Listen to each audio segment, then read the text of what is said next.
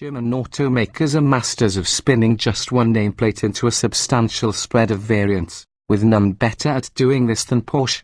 The Stuttgart-based brand slices its hallmark 911 into 22 slivers of body, powertrain, and drivetrain combinations. A Porsche's forwards or car becomes in on that action that has a subtle stretch on the roofline that spawns a second body style referred to as the Panamera Sport Turismo. High is the antithesis from the stereotypical stodgy and slow wagon. Low is only marginally more practical compared to the sedan, touchy breaks about the hybrid model. We'd call the Sport Turismo the hatchback version, other than wouldn't differentiate it in the original Panamera body style. And Porsche might refer to it as a wagon, but there's no stodgier word in most of automotivedom. So Sport Turismo, it's an ambiguous yet suitably racy term for this sort of sexy shape. A near clone of any 2012 Paris Auto Show concept car, the Sport Turismo is low, sleek, and powerful, with thickered pillars and much more upright rear glass suggesting greater practicality. All in the sheet metal aft from the pillars is completely with the roof, while a dynamic rear spoiler can move among 3 positions, the greatest of which is employed to reduce noise if the optional panoramic glass sunroof is open. Practical concerns with no improvement in overall length, though. The Sport Turismo is simply marginally more practical compared to the regular Panamera. At 49 cubic feet together with the rear seats folded, the Turbo Sport Turismo's cargo hold is definitely 4% bigger than a standard Panamera's. And it's 15 cubes smaller versus the Mercedes-Benz E-Class wagons. A larger hatch helps make the space simpler to load due to a lift-over height that is certainly 5.6 inches below in the conventional Panamera. The greater selling point of choosing the Sport Turismo is enhanced rear seat comfort. In the standard hatchback, 6-footers brush their coifs the location where the headliner descends to transition to the hatch. The Sport Turismo's longer roof pushes the transition back far enough to get rid of any interference. Rear legroom remains a tad tight, particularly if compared against a BMW 7 Series or possibly a Mercedes-Benz S-Class, as being the Sport Turismo is just not offered inside the long-wheelbase executive variant that includes 5.9 inches of length.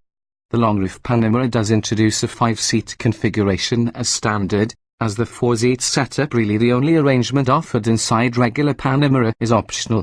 Business inside the back, party within the front. When US deliveries begin in November 2017, the Sport Turismo line will bypass the intra-level rear-wheel drive version offered around the standard Panamera for just a lineup that exclusively routes torque to any or all 4 wheels.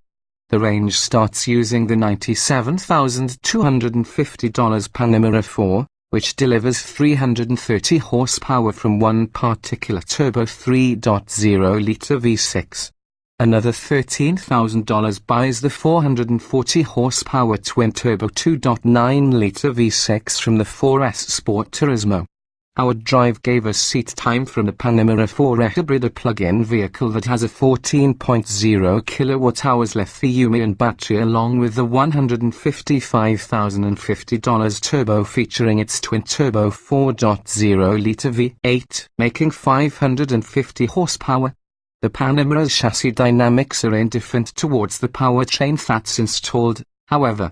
Both versions we drove in conjunction with non-Sport Turismo variants we've previously driven delivered perfectly weighted steering, nicely controlled body roll, along with a firm ride that is certainly never flinty, choppy, or abrupt. Our sole complaint concerns the $105,050 Hybrid, where it really is a challenge to modulate the braking force, using a vague transition between regenerative braking and also the conventional friction pads. The Hybrid accelerates more fluidly PC stops, together with the 136 horsepower motor as well as the twin-turbo 2.9-liter V6 seamlessly stirring together a combined creation of 462 horsepower.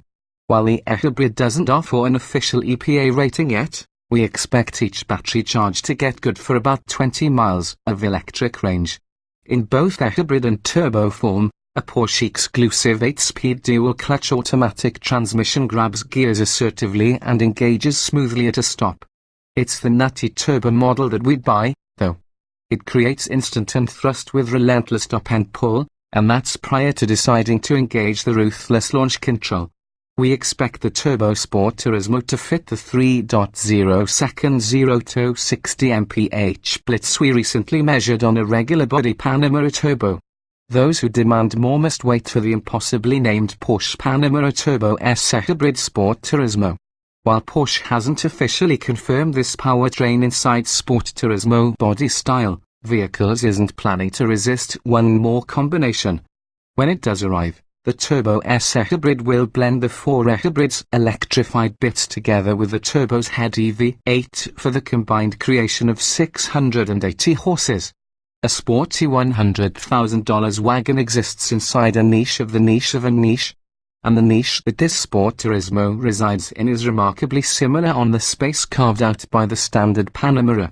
That doesn't appear to get much of the concern within Porsche, however. This brand wants to dream up every conceivable variation, leave the hard decisions towards the buyers.